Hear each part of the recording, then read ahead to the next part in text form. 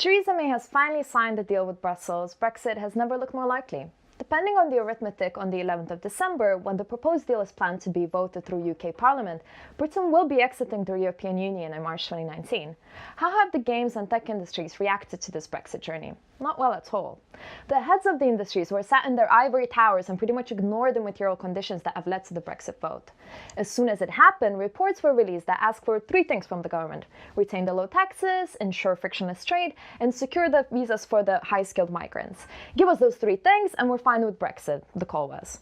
Well, the panic has set in fairly recently when the tech and games industries leaders have realized that the government will not be negotiating with individual sectors. I'm actually surprised a lot of them didn't just fire themselves after the referendum. What a catastrophic lack of planning that was. I, for one, want money from petty power. So only in August this year, organizations like Games for EU were established, asking for a second referendum.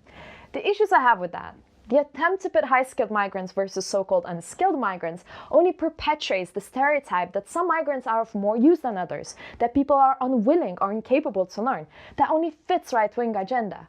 The industry's fears for a talent drain can also be easily resolved. Workers' conditions are only dependent on EU as much as the bosses allow. After Brexit, they can choose to keep the same safeguards and even increase them, or they can choose to get rid of them. Here in the UK, at least 1/4 of the games industry workers still experience crunch.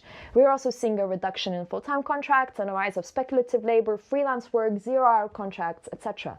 Norway is not in EU, happens to have great worker conditions, and attracts a lot of people that way.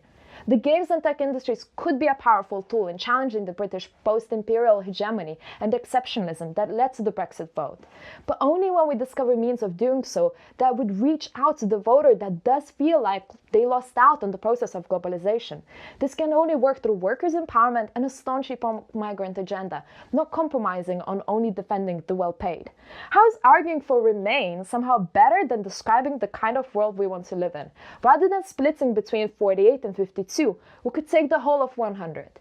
You just watched Left Out with me, Mariam Tchkalita. I'll see you next week. Bye-bye.